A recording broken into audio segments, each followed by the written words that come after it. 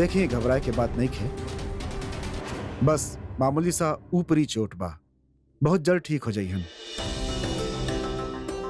Okay, thank you doctor. आपके fees. Thank you.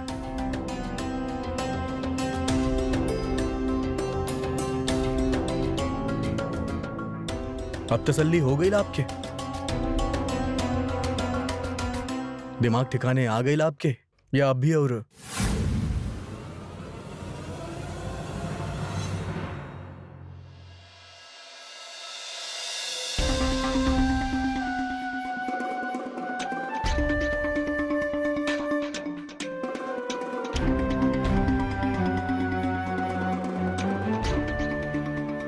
Arushi,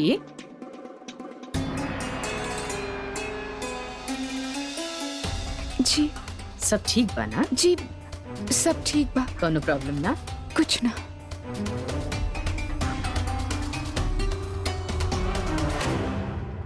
हम आप सब लोगन से माफी मांगा था नहीं। आज तक ऊपर वाला कोनो तरह से बचा ले। हम आप सब लोगन के साथ जो गलती कहनी से कहनी, अपन छोट बेटी मिली के साथ जो हम कहनी, माफ ना करी हमके। कस्तूरी, सही कहेलू तू। हम एक घर में रहे के लायक नहीं की। हमरा कोनो हक नहीं किया जा रहे के। हमरा कोनो हक नहीं है। बहुत तकलीफ दिले बानी हम तू लोगों के, बहुत तकलीफ दिले बानी, बहुत तकलीफ दिले बानी हम।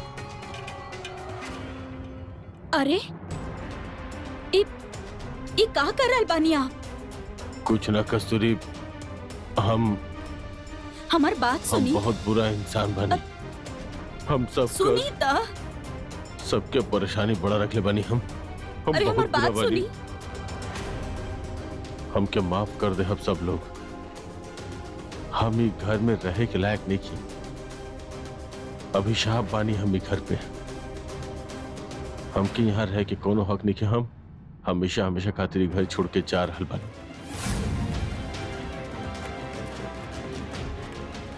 हमार बात सुनी। जाए दी माँ, काहे रोका था नहीं आप इनके? ई घर से ना अपन जिम्मेदारी से डर के भागा तारे।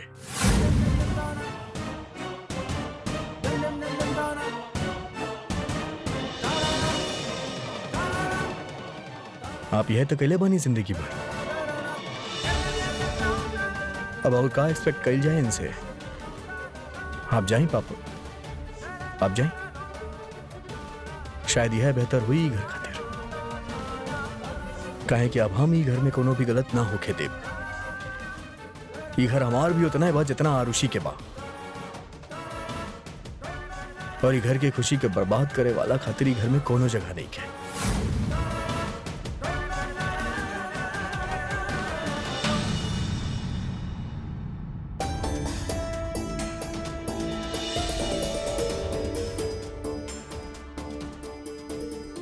सुना आरुषि,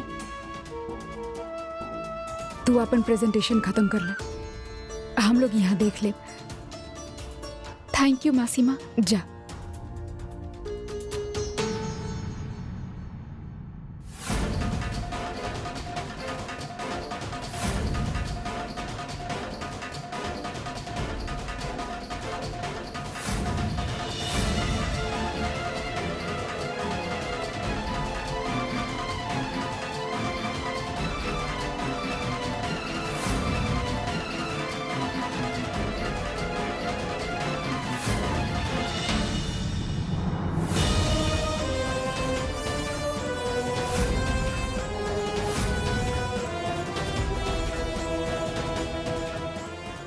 आरुषि,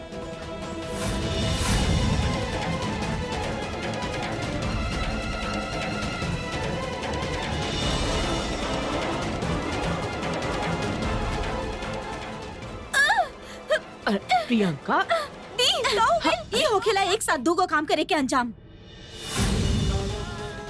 लेकिन केहू तो सुने नहीं ना हमार। बुआ माँ आपके हाथ। लेकिन दी हाथ तो दिखावा। हटा जैसे दी सुना। आरुषि ठीक बाड़ू ना तू बेटा?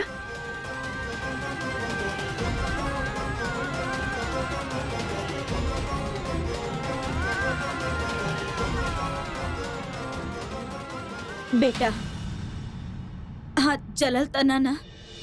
और लैपटॉप देख ला, मेल चल गए तोहार।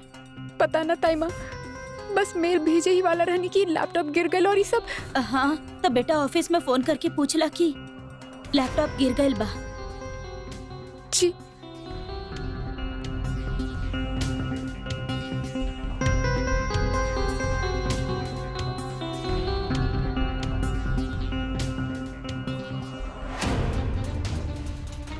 ऑफिस में तो सबके इहे लागे कि हम बहाना बना रहल बानी। रोजी फोन उठावा, रोजी पिकअप द फोन। शायद मीटिंग में पहुंच गए लोग कि सर हमके माफ ना करे वाला। हे भगवान, आज ये सब कहा हो रहल बा, कुछ ठीक ना हो रहल बा, सब गड़बड़ हो रहल बा। पहले हवन में ही गलती भई, फिर ही लैपटॉप गिर गई बुआ माँ के हाथ और वहाँ पापा।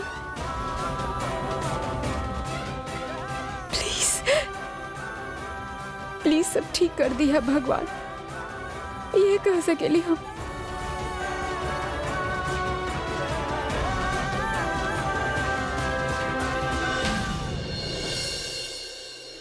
का हो गई? जात नहीं किया पापा?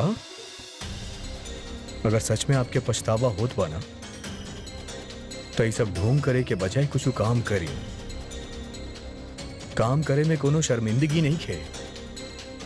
आप काम शुरू करके तो देखी, अब तक हम जोन पैसा देनी उसे घर के खर्च चल जाई और ओकरा बाद अगला महीने से आपके सैलरी आवल शुरू हो जाई।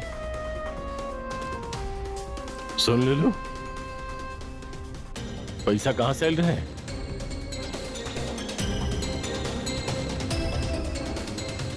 और तमाजी रहल बात काम करे के, नौकरी करे के, तब हमार उम्र रहल ना, ताकत भी नहीं के बचल। अब अगर 50,000 रुपया मिल जाता तो हम कुछ छोटा मोटा काम शुरू कर देते। प्रहलाद, तोरा के शर्म नहीं क्या हुआ ऐसा कहत के? दादाजी, लेकिन ये वादा पे कि आप सच्चा मेहनत और लगन से दुकान खोला और चलाई बा। बेटा यह विहान, मौका बा आपके बेटी के नजर में उठ के देखे चाहता नहीं तो। बेटा बिल्कुल मत दिया करा के पैसा। तोरा का लागेला ही ये मेहनत और ईमानदारी से काम करी। बोली विहान बेटा, दादाजी, सबके मौका मिले के चाहिए। माना पाप तो ठीक बा।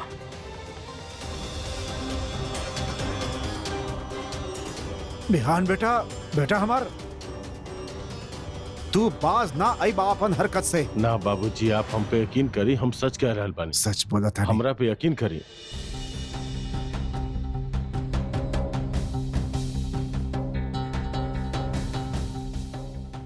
ले बेटा पकड़।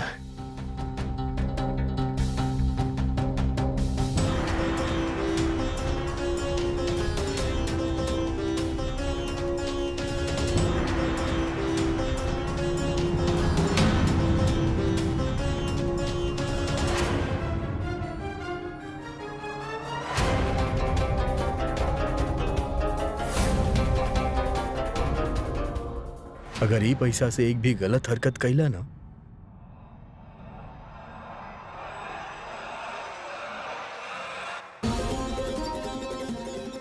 तो आप तो बताई भी हमरा के।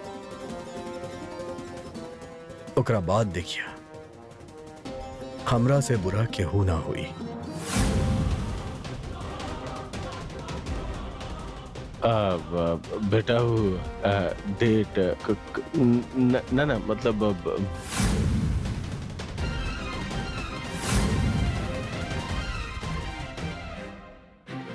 चलाता नहीं। बेटा एकर जरूरत नहीं खे। आरुषि के पता चली तो वो हमरा के बहुत डांटी। माँ ओकरा बतावे के कोनो जरूरत नहीं है। बाकी बेटा हाँ, एक बच्चे के बाद दूसर बच्चा से छिपावे के आसान काम ही तो करे के बाप के, और यह लेकिन खातिर ना कि आरुषि की कोनो परेशानी ना होके। वैसे भी होकर परेशानी कम नहीं है।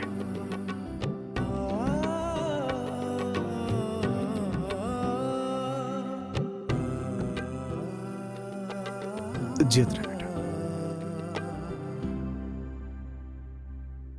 ए नला कस्तूरी ई तोर नाम से लिख देना। अब गलती वो रहल दीवार, जाके सर फोड़ ला अपन। तोरा कहते आदत बा बेटा, भूलिहा मत हम तुहार बाप बानी। और वो जन बा कोनो मामूली आदमी नहीं खे, विहान बत्सल बा। इतना बड़ा कारोबार खड़ा कैले बा। वैसे ना तू का समझेला, तोहरा जैसन बेईमान आदमी के बात पर वो यकीन करी। अभी पैसा लेवे खातिर हमके तोरा आगे गिड़गिड़ाए के पड़ी। का करी, हमार बेटा के पैसा बा, हमरा से तब पूछे के ही पड़ी। खर्चे से पहले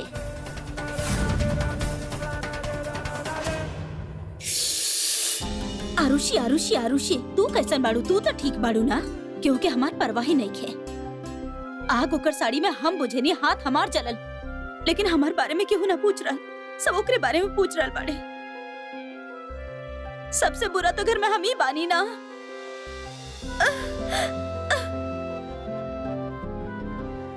का चाहिए तरह के?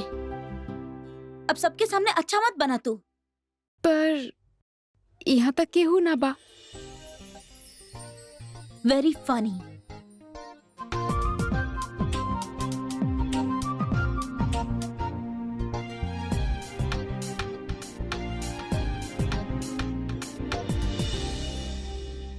अरे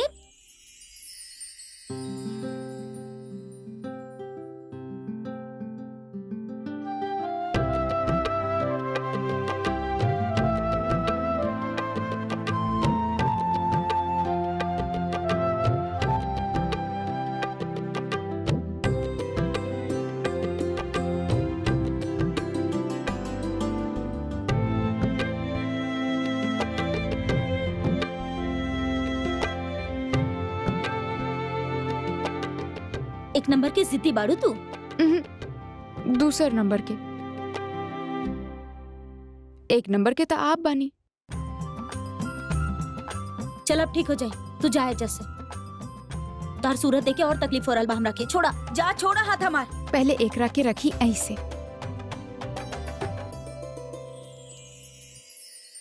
थैंक यू बुआ माँ,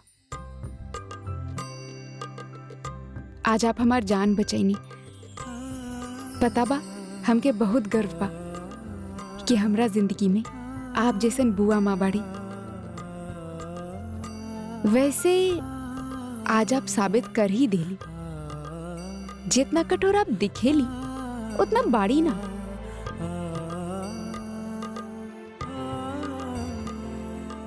ठीक बा, बस हो गई, जाए जैसे। ओके।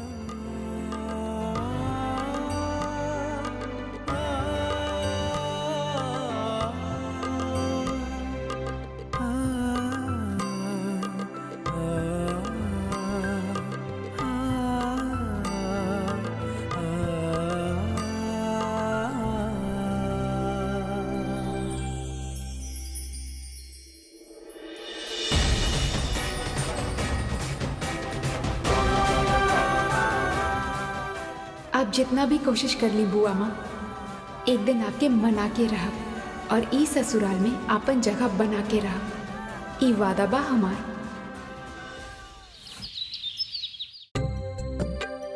कल्याणम।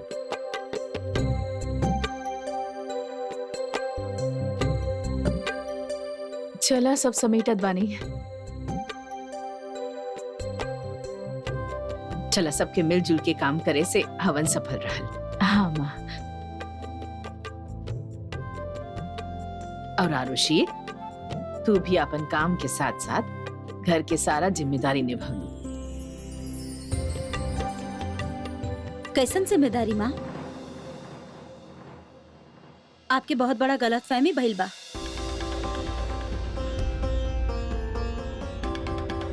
सारा मेहमानन के सामने ऑफिस के काम करे बैठ गई। और का माँ, पता बा हमरा के कितना शर्म आयल जब मेहमानन हमरा से पूछले कि आपके बहू ई घर में खुश नहीं की का? मेहमान आपस में बात करत रहले, पता बा माँ कि घर में पूजा चल रहल बा और ई मैडम कोना में बैठ के अपन ऑफिस के काम कर रहल बा। और यही चक्कर में आरती के थाली भी गिरा देली, जो कोनो भी हालत में ना अब शकुन ही होखेला। और पूजा और हवन केकरा खातिर होखत रहे? व्यू खातिर ना। और उ कहा रहे, उ तो एकर चक्कर में अपन ससुराल चल गए रहे, काहे कि ई अपन ऑफिस के और घर के काम में खो गए रहे। माफ करिए मिनीमा, पर अगर ये पूजा हमरा खातिर जरूरी ना हो तो ई हम पूजा तोहरा खातिर कितना जरूरी रहे ई देख के ही पता चलेला। सच तो ई बात बा आरुषि, तोहार लिस्ट में सबसे पहले ऑफिस, ओकरा बाद मायका, ओकरा बाद ससुराल और ओकर काम आवेला, है ना? एक मिनट दीदी, जहाँ तक काम के बात बा तो हमरा साथ भी ऐसा कई बार हो चुकल बा। काम के प्रेशर इतना होखेला कि करे ही पड़ेला और कोनो चारा ना होत।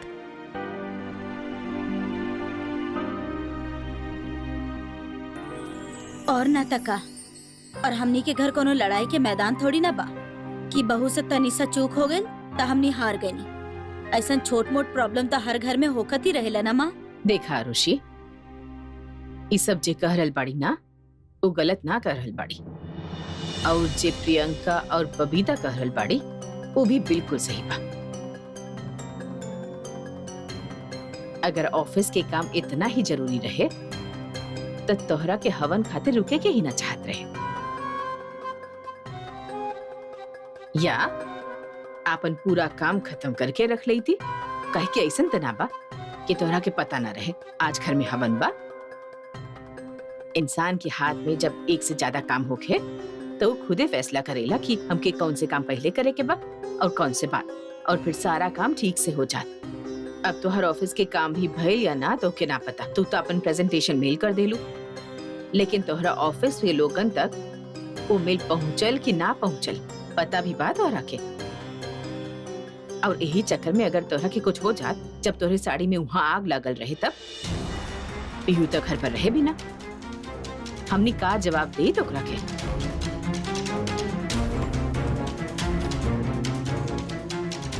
चला ठीक बा, कुल मिला के हमनी के लागेला कि आज की गलती से तू कुछ सीख ले हो, और ये भी देखनी हम कि तू पूरी कोशिश करत रहलू अपना तरफ से सारा काम करे खातिर, तो हम निराश ना। हाँ, भगवान की कृपा बा, सब कुशल मंगल बा।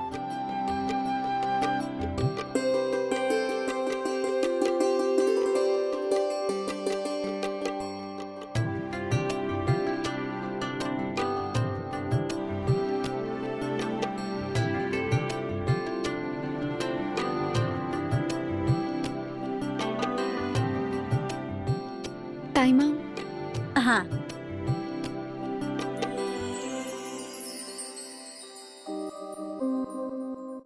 ई डांटली माँ, एकरे डांट कहल जाला। ई तो मिर्च के शहद लगा के खिलावल हो गए, डांट तो सिर्फ हमनी के पड़ेला। अरे बस करा, भूख नहीं की लागत तोहनी सबके। चला चला खाना खाए जा।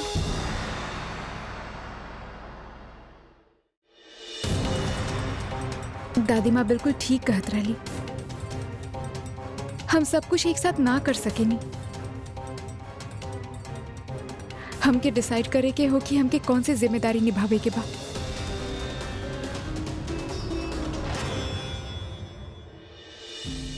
हमके नौकरी छोड़े के होगी, पर अगर नौकरी छोड़ देनी तो माँ मिली और दादू की का होगी।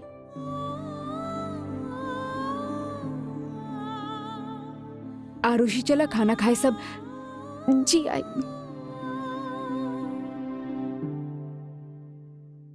तू रोवत रहलू काहे? ओ, केहू तहरा के तहार गलती बता देलस ई खातिर। पर माँ तारा के समझैली ना। आरुषि एक बात जान ला और अच्छा तरह से समझ भी ला, तू शायद एगो बुरी लड़की ना बाड़ू, लेकिन ई घर के बहू बने लायक भी ना बाड़ू।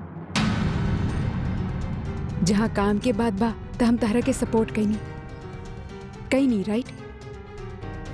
लेकिन ई मत समझिए कि तहार गलती के केहू माफ कर दी। माँ तहरा के 6 महीना देले बानी, ई 6 महीना में अगर साबित कर सकेलू तो कर दा कि हमनी गलत बानी। थैंक यू मासी माँ। ई थैंक यू काहे खातिर? तू ना सोच लो हम तहार पक्ष लेब, राइट? आरुषि, हम कोनो विलन ना बानी। एंड मोस्ट इम्पोर्टेंट, काम के अहमियत के समझेनी। तहरा से एगो बात कहे चाहब, तू अगर यहाँ बैठ के ई सोचबू कि तू सही बाड़ू और हम गलत बानी और अपने किस्मत पे ऐसे रोबू, तो एक काम कर, अभी से हार मान ला। हाँ, 6 महीना हमनी के और खुद के टाइम काहे वेस्ट करब? मान ला हार। चल अब जल्दी से मूड ठीक करा और खाना खाया जा। सो कम ऑन क्विक।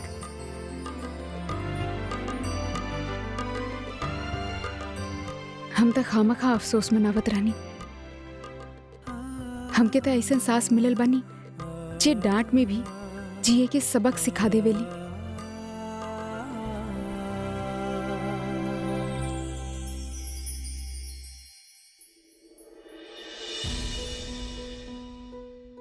अभी तक मुंह काहे लटकल बा? जी ना, तब बिल्कुल ना। हमके तो ऐसा ना लागत। काहे गीता, जरा देख के बताई, ठीक लग रहल बिया? हाँ, मुंह लटकल बा।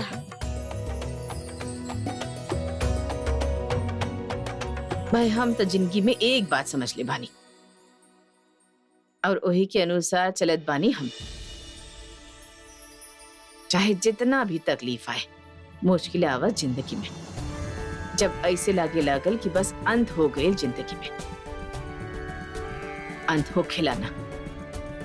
मुझे सब कहले ना कि भाई अंत में सब हो जाला, इहे मतलब आओ, अंत में सब ठीक हो जाले। यानी कि अगर ठीक ना भइल ना, तो फिर अंत ना भइल। तब फिर सब कुछ ठीक कब होगी? हो जाई। ठीक होके के दिशा में ही तो जिंदगी चल रहल बा। एही पे तो सारा उम्मीद कायम बा। उम्मीद से हमार मतलब ई ना कि भाई हाथ पे हाथ धरे बैठा और इंतजार करा। उम्मीद हमार अगली सांस की तरह होके के चाहिए, जेकर हमने के इंतजार ना हो, यकीन हो खेला।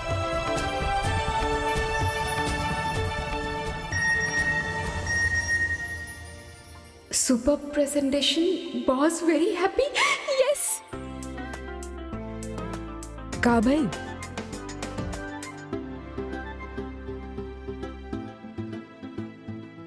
ऑफिस से मैसेज आयल बा, वो प्रेजेंटेशन मिल गए रहे और सबके बहुत अच्छा लागत।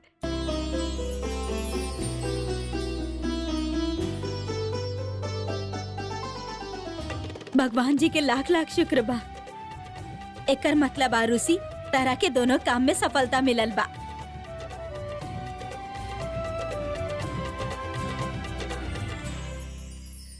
मॉम्स, विहान, तहार फोन काहे ना लग रहल? हम कब से ट्राई करत बानी।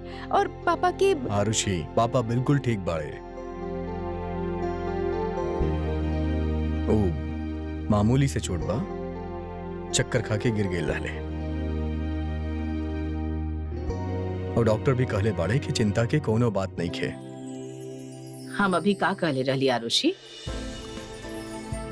कि सब ठीक होगी।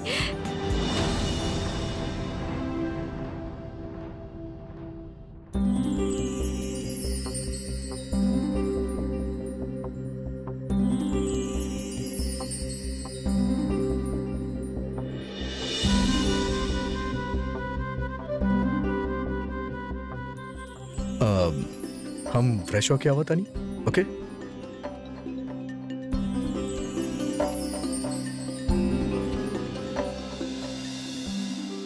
जाओ के पीछे पूछ के आवा ओकर खाना परोसी कि ना।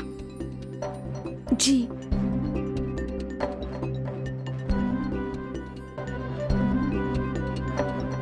विहान, खाना लगा दी? हाँ। आरुषि, मैम सॉरी, हम तोरा फोन करे वाला ही रहनी पर बस तारा पापा के समझावे में लागल रहनी। आज तक घर छोड़ के जाए के नाटक शुरू कर दे ले रहे कि हम आप सबके और तकलीफ ना दे सकेली।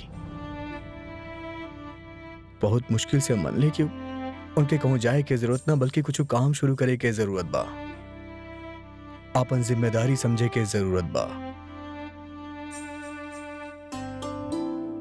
एंड थैंक यू, तू समय रहते ही हमरा बता देलू और हम वहां चल गई नहीं, वरना पता ना कहा आज हो जाता।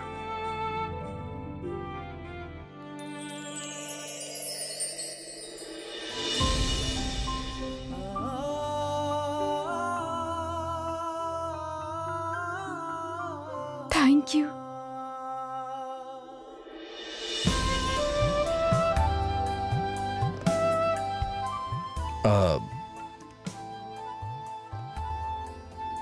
दादी माँ के दिहल वचन याद बना, याद रखल करा ना, इसे भुला काहे जाएलू। वैसे यू वेलकम। तू बिजी भैलू तब हम तहार घर संभाले, एज सिंपल एज दैट। सब काम छोड़ के वहीं चल जा।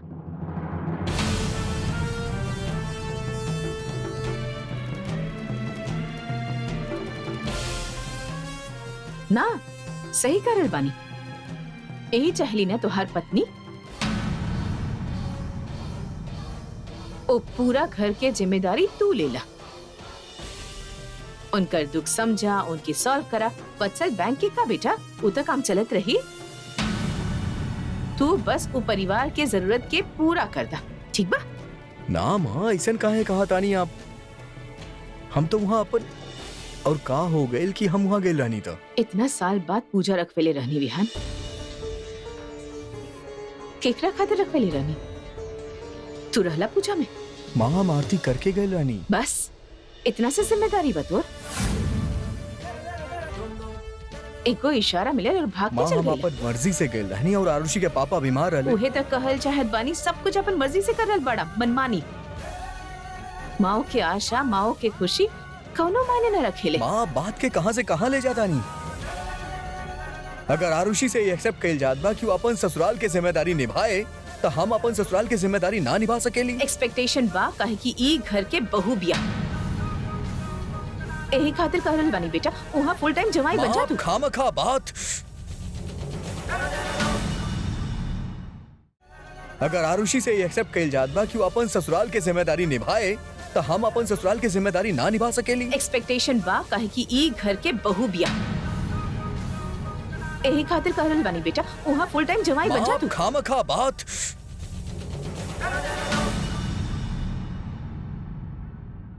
का खामखा का? बात पूरा कर विहान। का कहे जात रहला, का बकवास कर बानी हम? यही सुनल बाकी रहे बच्चे से। प्लीज प्लीज लड़ी मत आप दोनों, हम हाथ जोड़त बनी।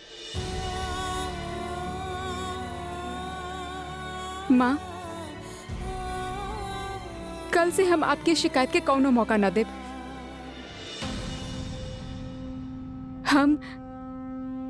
हम अपन नौकरी से रिजाइन कर रहे बनी।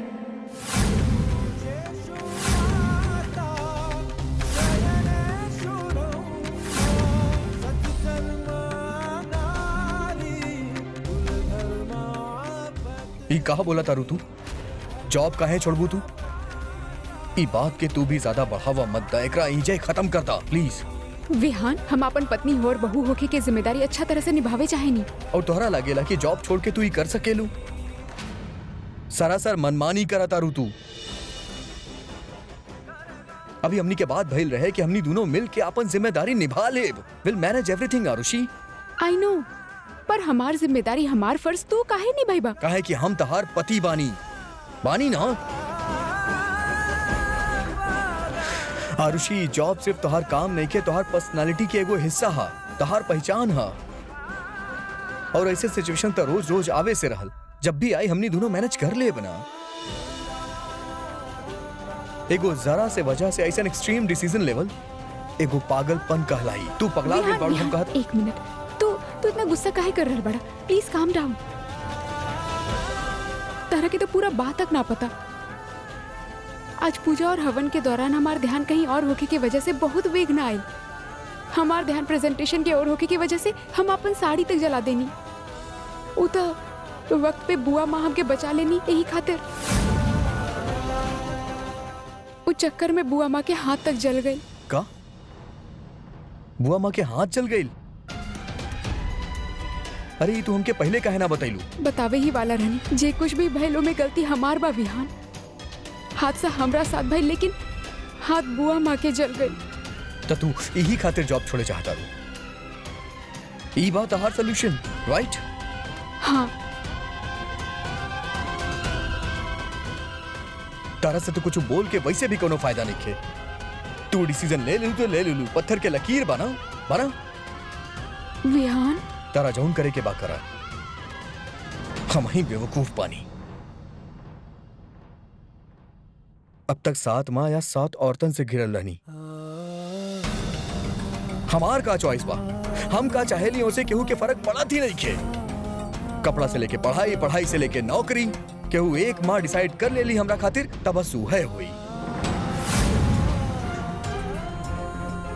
बस एगो शादी अपना चॉइस से कैले रहनी, होकर नतीजा भी आज सामने बा।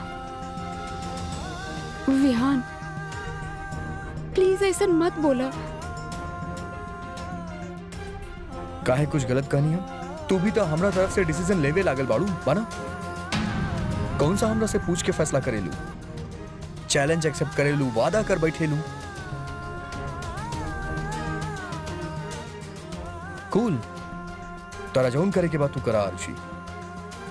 जॉब करके तू अपन घर संभाले चाहत रहलू बना, घर की देखभाल करे चाहत रहलू। वो भी भूल जा, just forget everything, no problem at all. काहे कि अगर तू ही घर में न रहबू तो ये घर चल ही ना सकेला बना। और आजकल दिल्ली में नौकर मिलल कितना मुश्किल हो गइल बा बना। विहान, नौकर से घर ना संभलत, रिश्ता ना संभलत। आज तक ये होता आइल बा, अब ना होखी। का कहलू तू? ना मतलब का बा तोहार कहे के कि हमनी 7 माई घर के संभाल न पवली और तू संभलबू? हाँ ना माँ, हमार मतलब वो ना रहे। ना तक का कहे के मतलब? आप और तू एक दूसरे के मतलब समझत रही। हम जाता नहीं यहां से। विहान,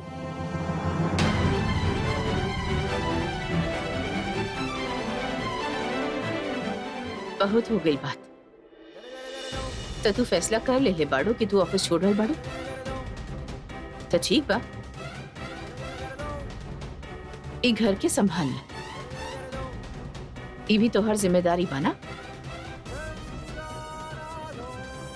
संभाल के दिखा दा। यह जिम्मेदारी निभावे की कोशिश में हमार पहला कदम बा अपन नौकरी छोड़ल। जब तक ये घर के देखभाल में खरी ना उतरत, दोबारा नौकरी करे की सोचब भी ना। ठीक बा, हम भी देख ले।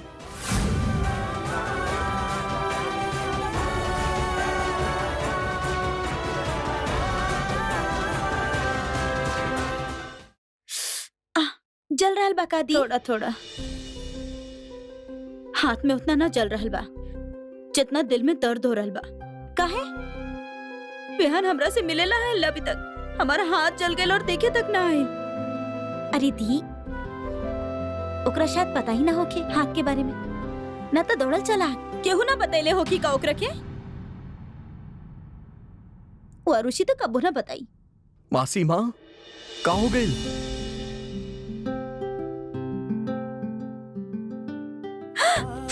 सॉरी सॉरी सॉरी सॉरी, हमके अभी अभी पता चला। बहुत दर्द होत हुई ना? इतना बहुत चल गई बा। ना ठीक बा। बिल्कुल ध्यान न रखे लिया अपन, कुछ हो जाता आपके तो। इतना ना जलल बा, ठीक हो जाए। मामूली से जलल बा। ई मामूली बा। विहान पता बा, आज बहुत बड़ा हादसा होके से बच गई। और आरुषि, ओकर तो सारा ध्यान लैपटॉप पे रहे। थैंक गॉड दी के कुछ ना भइल। थैंक यू बुआ माँ, आप आरुषि के बचा लेनी। वैसे हादसा आगे जाके ना होके ए खातिर आरुषि एगो फैसला ले पाड़ी कि वो अपन जॉब छोड़ दे, ई घर के संभाले खातिर, एगो बहू के फर्ज निभावे खातिर। एनीवे, आप अपन ख्याल रखिए और कुछ भी होके तो हम के बुलाई, ओके? वैसे यहाँ रेस्ट करी।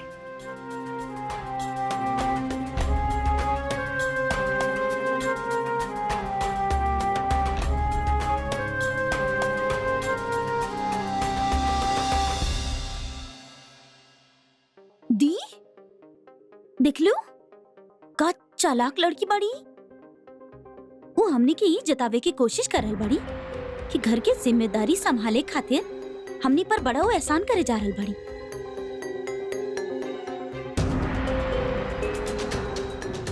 हम तो ही सोच रहल बानी कि अगर वो नौकरी छोड़ देली तो ओकर मायके के का होई, खर्चा की उठाई वहाँ के।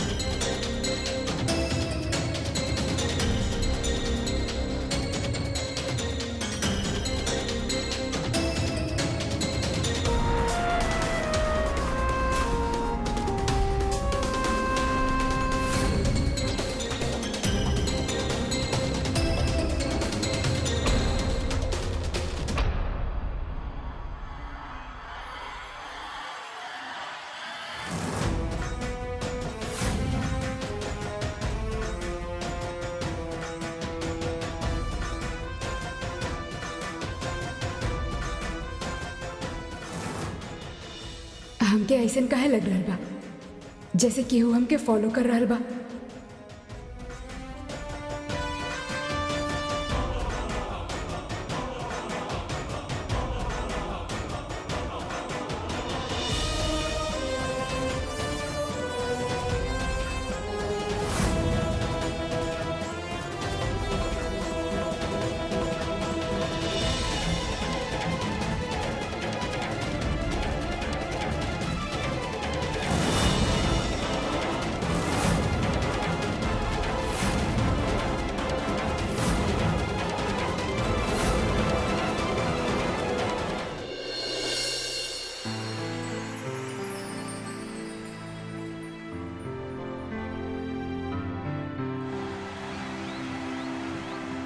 तो अब तक नाराज बानी हमरा से।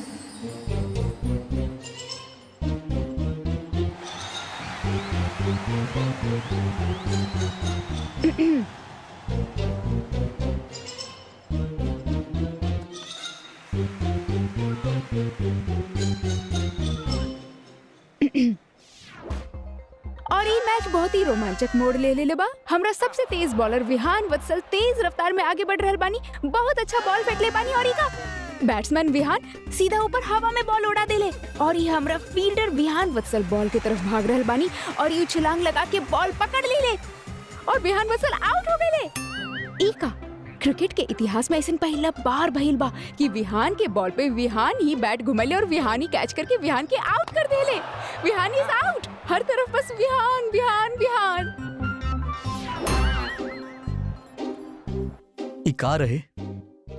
ऐसे ही आई नो तू हमार जॉब ना करे के डिसीजन से बहुत अपसेट बड़ा, पर विहान ये बात अब बाद में भी कर सकेले ना। आराम से बैठ के बात करके एकर सॉल्यूशन निकाल ले बाना। बाद में? हाँ, बाद में तो हम इंडिया के प्राइम मिनिस्टर भी बन सकेली बाना, लेकिन ये बाद में कबो ना आवेला। समझ लो मैडम खड़ूस। का बना मिस्टर एंग्री वत्सल, जरा बाहर देखी, मौसम कितना रोमांटिक बा। दिल्ली में बिन बादल बरसात होखत बा और ऐसे मौसम में हम यानी कि आपकी इकलौती बीवी लॉन्ग ड्राइव पे जाए चाहत बिया। तो आप ही बता दी का करे के बा। चली मैडम खड़ूस, ई बिन मौसम बरसात, ई लॉन्ग ड्राइव प्यार करे वालन खातिर होखेला। एग्जैक्टली और मसाला वाला चाय पिए वालन के खातिर। लेकिन जिनके प्यार से एलर्जी बा ऊ मसाला वाला चाय पी के का करिए? ये तो चीटिंग भइल विहान। तू चीटिंग करेलू। तू चीटर। शादी के पहले तो बिना कुछ कहले हमारे दिल के बात जान जात रहला और शादी के पहले तू भी हमरा मन के करत रहलू पाना। रोजीना ठीक कहले, बंदा कितना भी परफेक्ट काहे ना लगे, जब तक ओकरा साथ ना रहा असलियत पता ना चले। सातो माना तारा के बिल्कुल बिगड़ायल बना देले बा। तू हमके बिगड़ायल बोलू? हमके बिगड़ायल बोलू?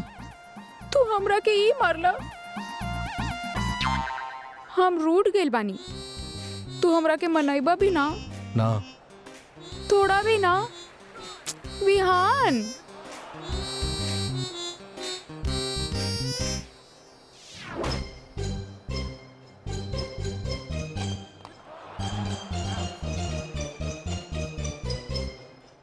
आरुषि, अरे आरुषि, अरे हम ना? आउट हो, अरे आरुषि हम आउट हो जाएंगे। ना अरे सुनो तो, आरुषि एक मिनट। आरुषि गेम गेम ले खत्म हो ला। गया। आरुषि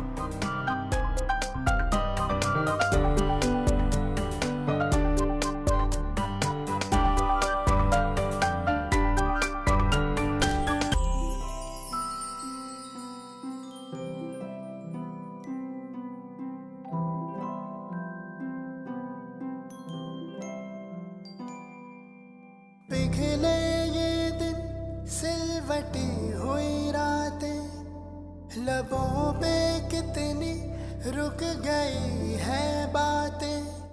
कभी सुन तो जरा अनबोली सदा, क्यों मुझको तू आजमाए। वालम ही कसक है लगाए, वालम ये अगन है लगाए। क्यों जाने ना, क्यों माने ना, तेरी हया सारे पर्दे उठाए। वालम ये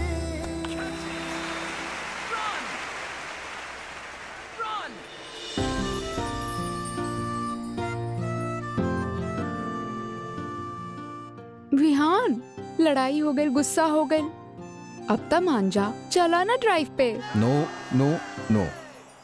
ठीक बा, तो हम खुद ही चल जात बानी। जा। वैसे हमके गाड़ी चलावे ना आवेला, पर तहार गाड़ी बा ना, वही पे प्रैक्टिस कर ले। बाय।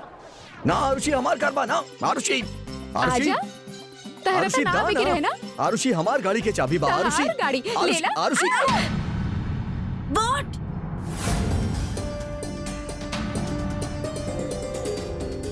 मुसीबत पड़ी। अब हमार पैर तोड़ बुका। सॉरी। ई घर बा की मैदान?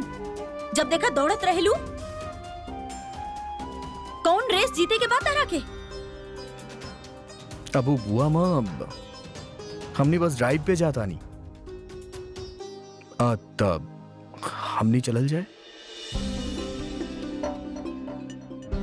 बाय बाय मिनी माँ। मैं बाय बुआ माँ। चला आरुषि, हमनी के देर होत बा।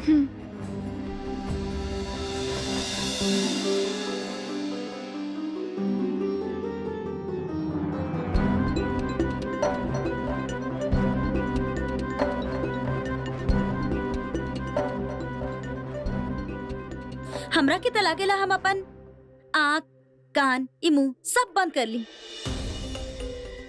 अरे लड़की पे माँ कैसे भरोसा कर ले ली? खुल्लम खुला झूठ बोल रहा बाड़ी, कोनो वचन ना निभा रहा बाड़ी। अच्छा, तो अगर आरुषि अपन पति के साथ ड्राइव पे जाए चाहत बिया तो हमने के ही समझे के होगी कि वो अपन वादा तोड़ रहल बिया। बिल्कुल।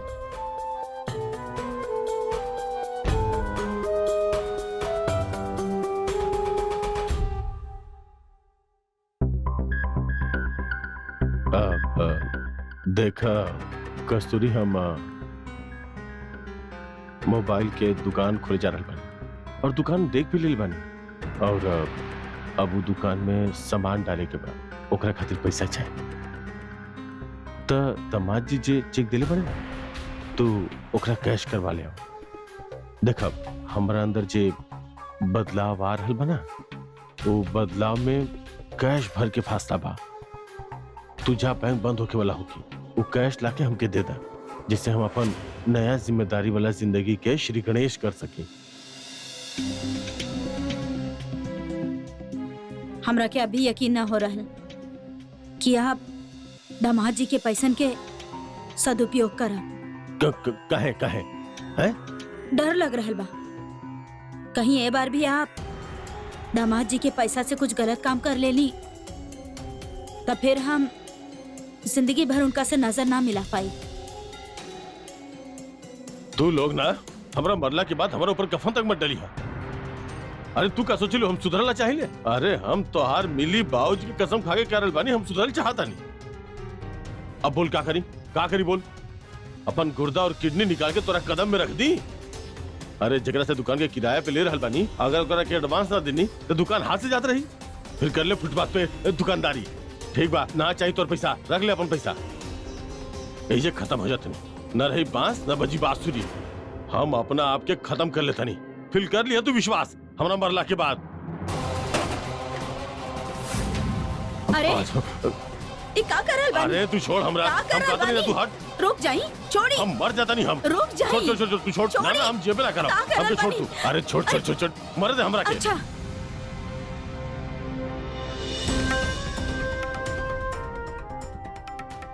हम आज ना कल बैंक से पैसा निकलवा लाई। आप शांत हो जाइए, एक तरह अपना आपके नुकसान मत पहुंचाई।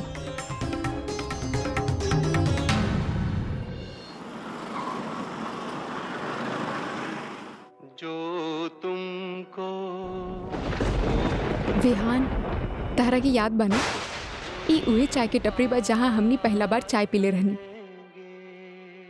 राम चाचा, दो बढ़िया सा मसाला वाला चाय। Thank you. जल्दी जल्दी ला, बहुत गर्म बा।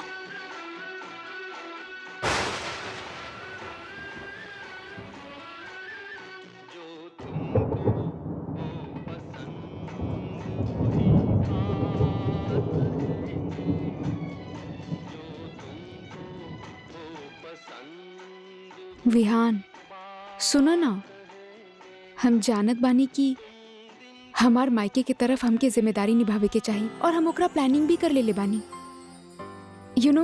हम डिसाइड कर ले बानी कि हम घर से ही काम करब, वर्क फ्रॉम होम। बहुत सन लड़की शादी के बाद ऐसा करेली। और फिर तहार दिल्ली से दिलवाली कुड़ी भी आना, लिखा फिर से शुरू कर दे।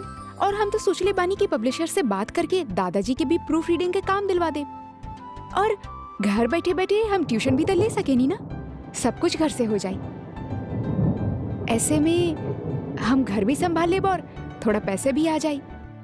ठीक बा ना? ठीक बा ना? हाँ ठीक त लागत बा। तू लिखल शुरू कर दा, and that's a good idea and it's a gift you have. तू ई भी तो कर सकेलू, तू वत्सला ज्वाइन कर ला, आपन कंपनी में भी पार्ट टाइम जॉब कर सकेलू ना, माना। और यही बहाने तू हमारा आँख के सामने रहबू। थैंक यू, पर हमके ऐसा लागत बा कि हस्बैंड एंड वाइफ के एक ही स्पेस में काम ना करे के चाहिए। और विहान हम अपना मायका के खर्चा अपना ससुराल के पैसा से ना करे चाहेनी। अरे का ससुराल के पैसा आरुषि, तू खुद जॉब करबू, तू अपन मेहनत से पैसा कमाईबू। यार तू बहुत अभिमानी बाड़ू। अभिमानी ना, स्वाभिमानी। और स्वाभिमानी भइल अच्छा हो खेला। राइट। वो तो तू बाड़ा ही। चला, यह बहाने मिस्टर एंग्री वत्सर के चेहरा पे मुस्कान ता आइल। थोड़ा सही सही हमके चले।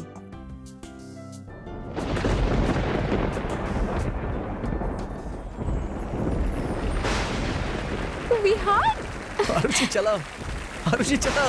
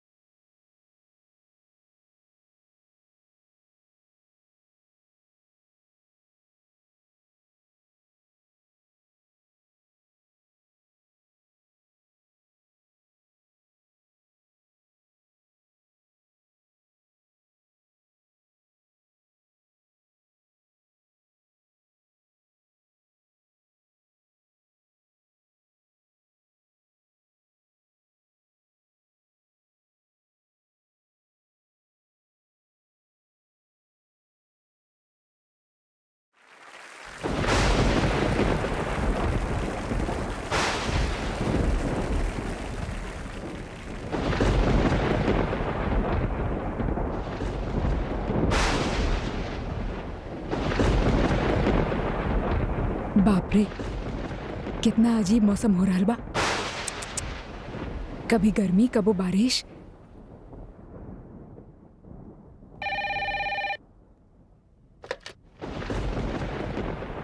हेलो,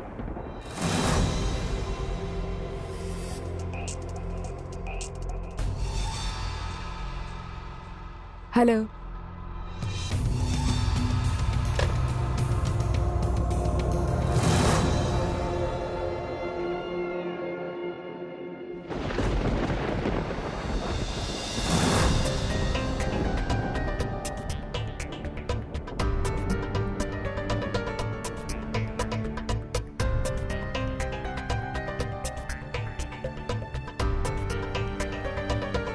मार्च। के बार बार फोन कर रहा बा। हेलो, हेलो, बात नहीं खे करे के तो फोन काहे कर रहा बा। हेलो,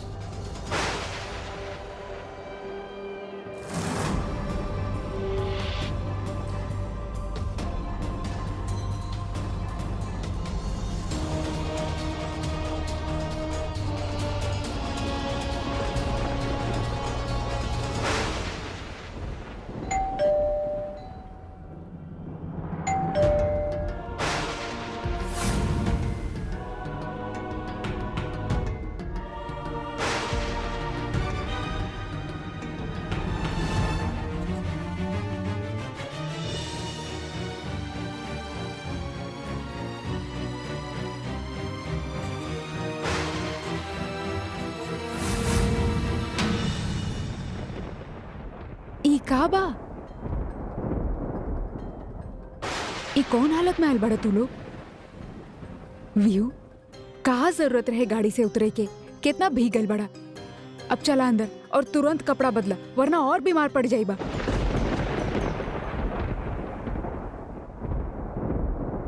विहान, हाँ? मासी माँ अब तक सोयली का है ना?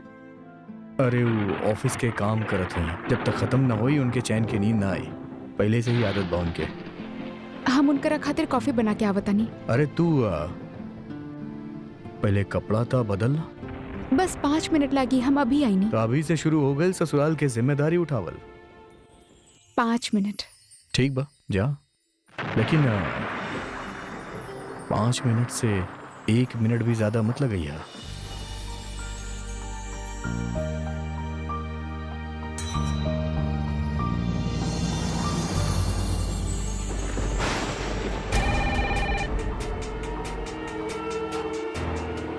हेलो,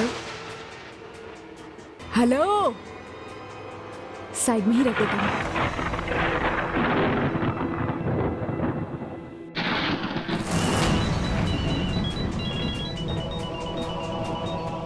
अब मोबाइल पे फोन कर रहा बा।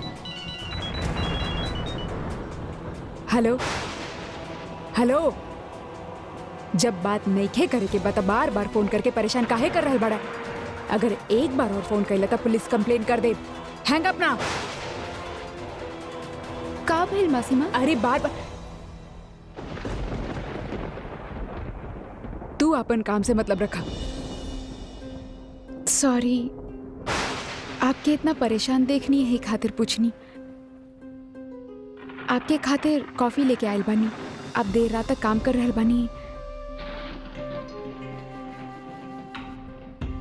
तो के हमार परवाह करे के कौनो जरूरत नहीं खे। के कहले से कॉफी लावे खातिर? और हम तरह के कपड़ा बदले खातिर कहनी ना? जे कहली ऊ तक कैलू ना, और फिजूल में ही सब। बाल भी गिला बाप तक।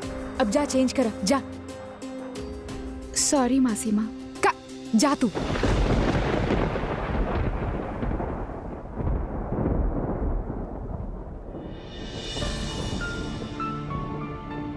हमके कॉफी के जरूरत रहे। अच्छा भाई ला देला सारुषी।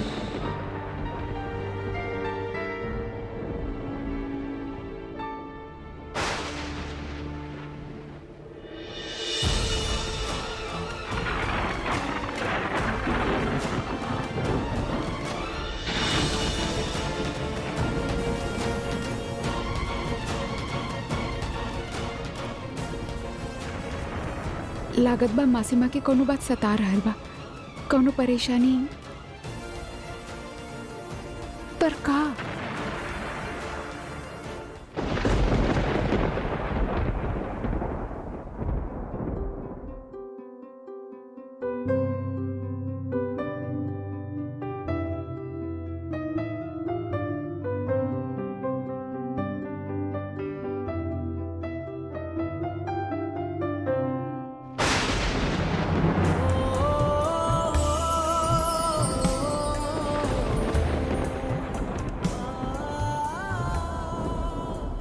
बादल के भी अभी गरजे के रहे। बचपन से ही इनके आवाज से बहुत डर लागेला।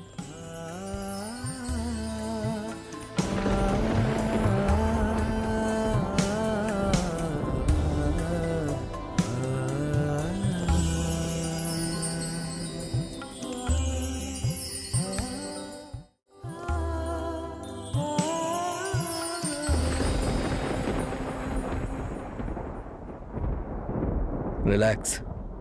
हाथ पकड़े से तू प्रेग्नेंट ना हो जाइबू। तहार वादा ना टूटी, सो डोंट वरी। वचन देले बाड़ू ना तू, हम ना तोड़ब। ओ चाय के टपरी के पास बारिश में जौन कुछ भी भइल वो दोबारा ना हो। तोरा मर्जी के खिलाफ तक कबो ना। लेकिन आरुषि, हमनी एक साथ एक बेड पे तो सो ही सकेली ना, क्यों कि कुछ ना पता चली। अरे ये बात भी कमरा के बाहर ना जाई, दादी माँ तक के ना पता चली का।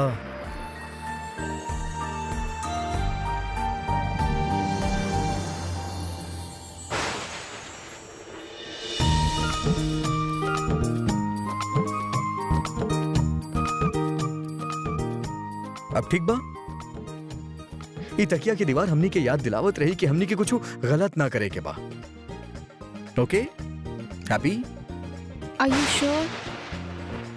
आई am sure. Are you sure? अरे तहार मर्जी यार, चाहे जाऊन करा तू। एगो बिजली करके के आवाज से इतना डर जाए लू, लेकिन अपन अकड़ ना छोड़बू तू। कमाल बा।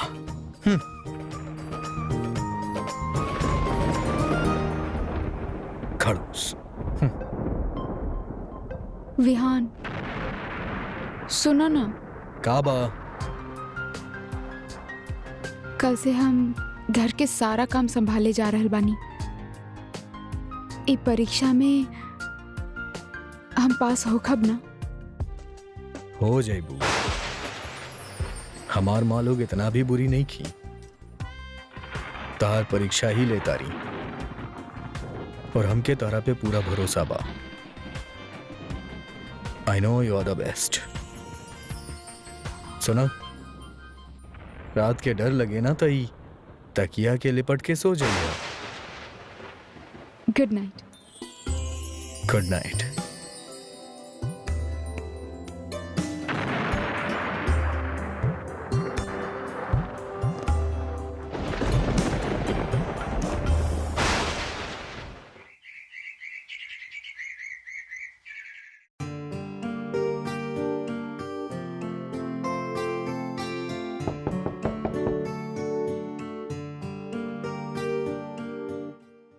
विहान बेटा,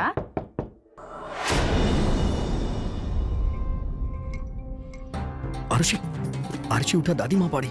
आरुषि उठा ना। उठत बानी ना। आरुषि उठा जल्दी, दादी माँ पड़ी।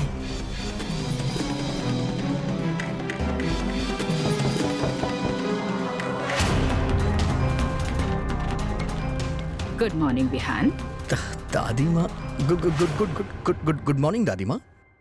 आरुषि कहाँ बिया? हाँ, अगर दादी माँ के दिख गई के आरुषि हमरा बगल में बेड पे सुतल रही तो न जाने का सोची और खामा खा हंगामा हो जाई। आरुषि, आरुषि, आरुषि,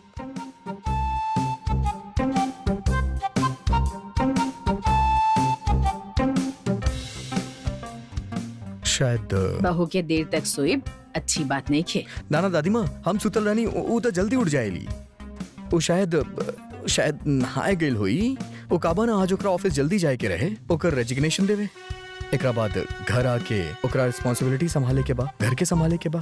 आप देखिए दादी माँ कितना अच्छा तरह से निभाई अपन जिम्मेदारी। कौनो सफाई देवे की जरूरत नहीं है। अब उसे कही कि जल्दी लौट आई। ओकरे आवे के बाद हमके एक इम्पोर्टेंट अनाउंसमेंट करे के बा। का अनाउंसमेंट दादी माँ? जब बहू आ जाए तब सुन ले।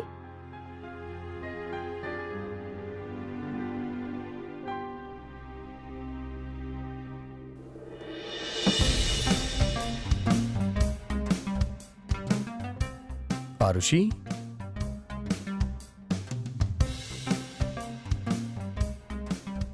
आरुषि,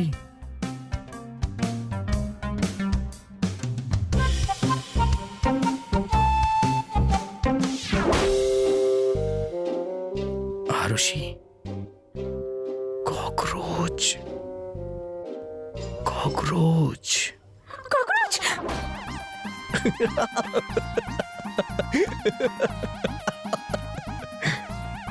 हाँ दादी माँ।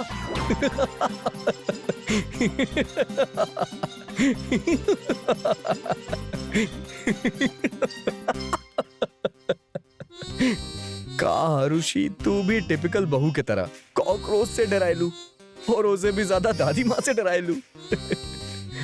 तू भी ना एकदम टीवी सीरियल्स के बहू के तरह बाड़ू, ऐसे पलंग के पीछे चिपके लालू बिल्ली बन के। इसीलिए आजकल के टीवी सीरियल्स इतना हिट बाड़े, तू जैसे बहू लोग के कारण। चुप रहा। बाल बाल बच गई नहीं आज। अगर दादी माँ हमके यहाँ सुबह देख लेती ता जान जाती, मान लेती कि बहू अपन हैंडसम पति से ज्यादा दूर ना रह सकेली। विहान, दादी माँ का अनाउंसमेंट करे वाला बनी? God knows. कहीं हमरा से कोनो गलती तो ना हो गई? हो सकेला वो हमके पनिश करे चाहत होखी। अरे आरुषि, अपन घर के टीवी सीरियल्स मत बनावा यार। और सुना, जल्दी से तैयार हो जा, हम ऑफिस जात वक्त तोरा रास्ते में ड्रॉप कर देब। ओके चल। ना ना, तू चल जा, हमके थोड़ा काम बा और ओकरा बाद हम ऑटो से चल जाए। व्हाट? विहान वत्सल के बीवी ऑटो में जाई? नो वे। हम गाड़ी भेज दे, तू वो में चल जाइया। ओके? हेलो, विहान वत्सल के बीवी के ऑटो बस ट्रेन में ट्रैवल करे अच्छा लगेला, आदत बा ओकरा। तू जा, हम चल जाए।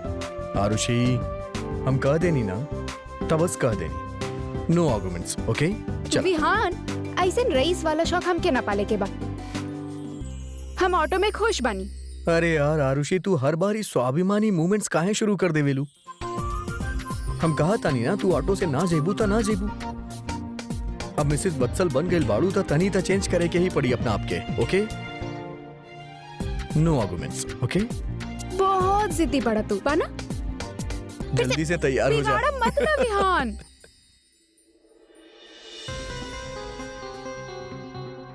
हमके तो बहुत टेंशन हो रहल बा। पता ना दादी माँ का अनाउंसमेंट करे वाला बनी।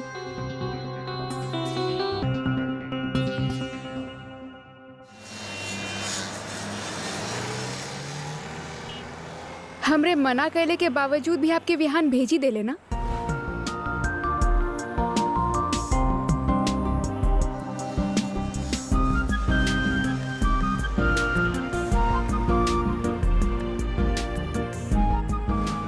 I love you, Arushi. Have a safe journey.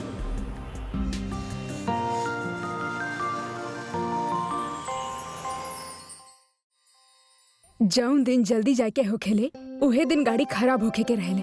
दूसर गाड़ी मंगवा लेता नहीं विहान के फोन कह के।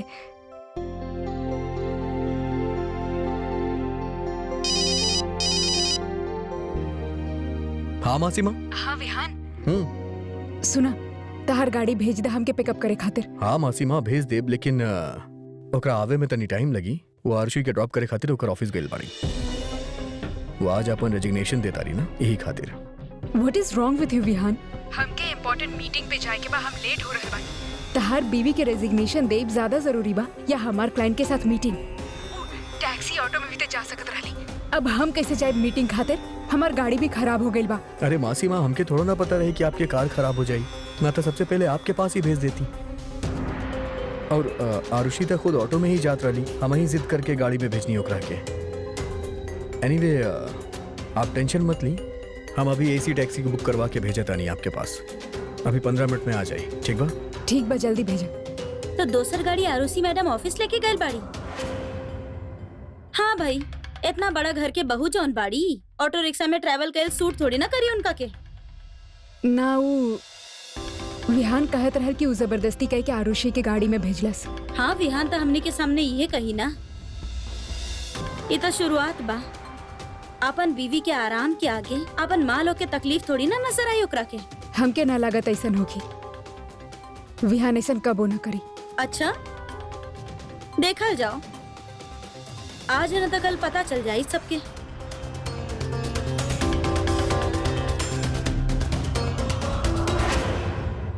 दीदी, ये आपके नाम से आयल बा। ठीक बा।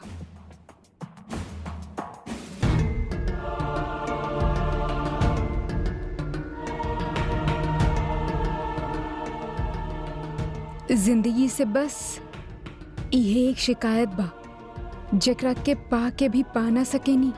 आज उ दिल के बस उनकरा से मिले के चाहत बा।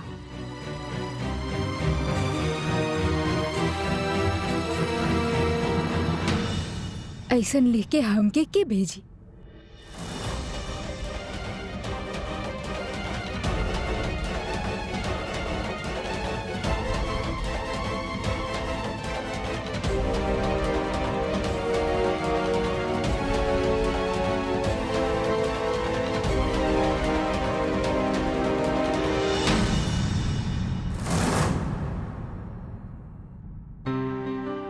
आरुषि, कॉन्ग्रेचुलेशंस। कल के प्रेजेंटेशन बहुत अच्छा रहे। अभी फाइल ले ला, ए पर काम शुरू कर दा। अब नो मोर गायब हो कल और नो मोर छुट्टी, ओके? सर, वो अब हम जॉब छोड़े चाहत बानी। ई हमार रेजिग्नेशन लेटर।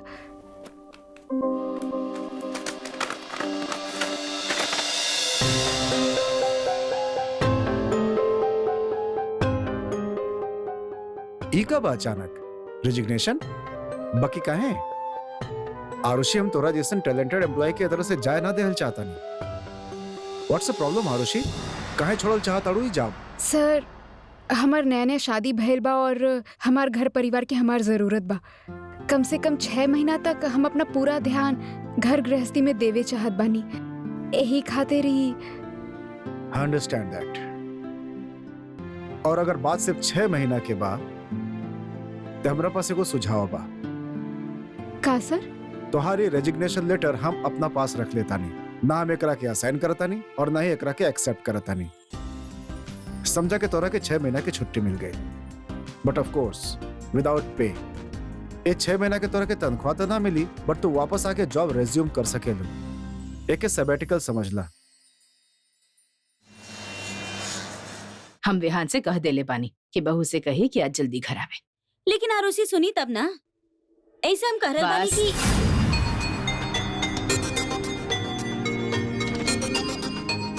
काहे? आप आरुषि की तरफदारी करत रहली और हम लिए आगे ले आपके बहू। लिए आगे ले आपके बहू।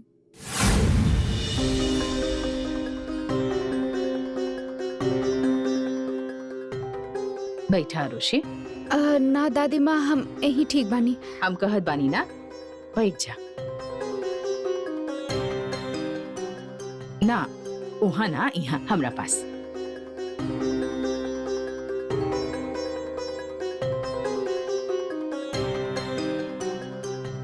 इस्तीफा दे दे लूं? जी मंजूर हो गई? ना, हमार सर कहने की 6 महीना तक वो इस्तीफा मंजूर ना करिए।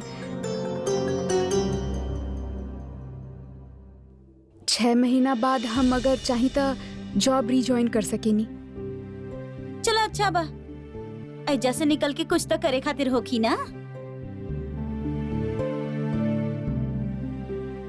काहे आरुषि? तोरा के खुद पे एतबार ना बा कि 6 महीना बाद तू ई घर के बहू बनी के यहीं रहे लगबू। बिल्कुल बा दादी माँ, पर हमार सर कुछ कहनी तो हम मना कैसे कर सकेनी।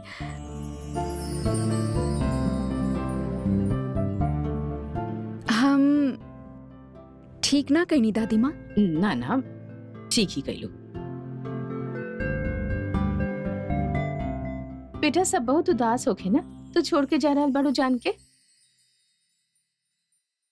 अगर आपन काम सच्चाई और शिद्दत से करा तो लोगन के दिल में जगह बनी जाले और फिर उनके जाए न दिले। दादी माँ, आप कोनो इम्पोर्टेंट अनाउंसमेंट करे वाला रहनी? हाँ,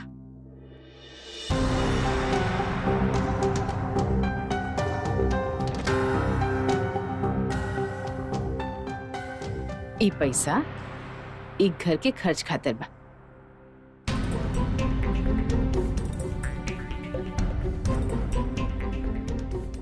हम आज यही अनाउंसमेंट करे वाला रहनी कि आज से ई घर के खर्च आरुषि चलाई।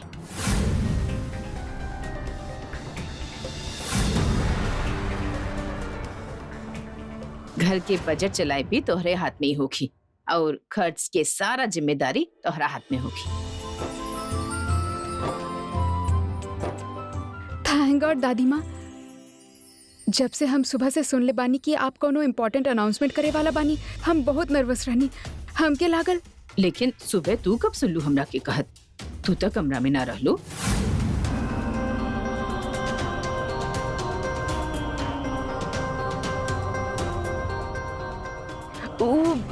हम माँ विहान बदले होगी। जी वही बतले रहने हमके। ध्यान देवे वाली बात ई बारुषि, ई 1 लाख रुपया में तो के पूरा महीना के खर्च चलावे के बा।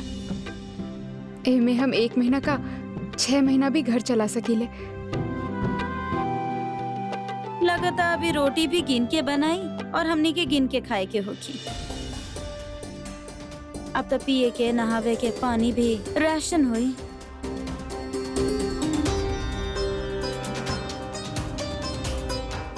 ऐसन काहे कह रहल बानी आप? 1 लाख बहुत बड़ा रकम होखेला बाना। बेटा अब तोहरा के ही पता चल ही जाई।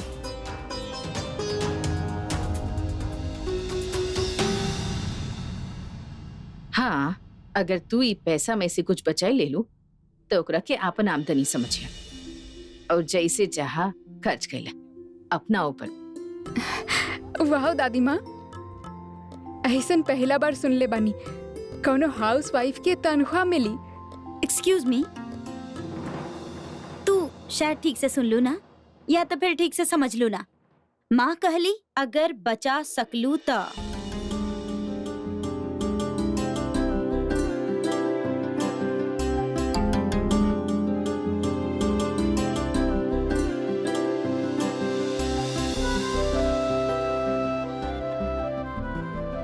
ऑल द बेस्ट बेटा।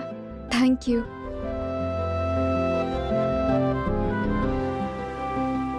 इतना बड़ा जिम्मेदारी देले बानी दादी माँ, अच्छा से निभावे के होगी हमरा के।